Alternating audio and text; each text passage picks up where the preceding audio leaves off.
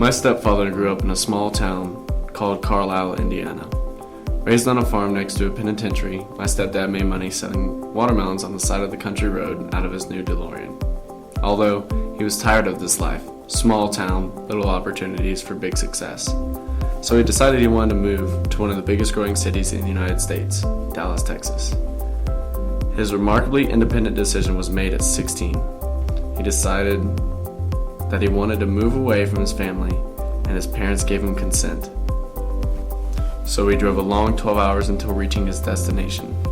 He attended a high school while his parents supported his finances for an apartment. Throughout his junior and senior year, he was on the varsity basketball team, and by senior year, he carried the team to state. Not long after, the school found out that he was underage, living on his own, and was threatening to kick him out of school. My stepfather proposed a conclusion that since he carried the team to state, that they should just let him walk across the stage and graduate.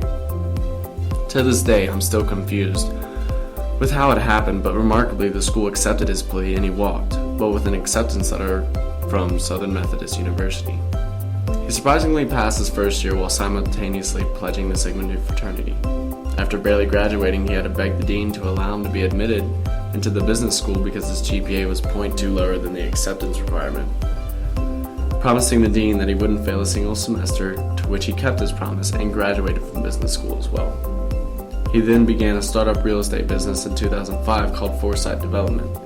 This is where he came into my life meeting my mother. He not only cared for us, but he supported almost every decision I made. Unfortunately, in 2008, the real estate market crashed and he lost everything. He was forced to sell most of his things to financially support me and my mother through my school.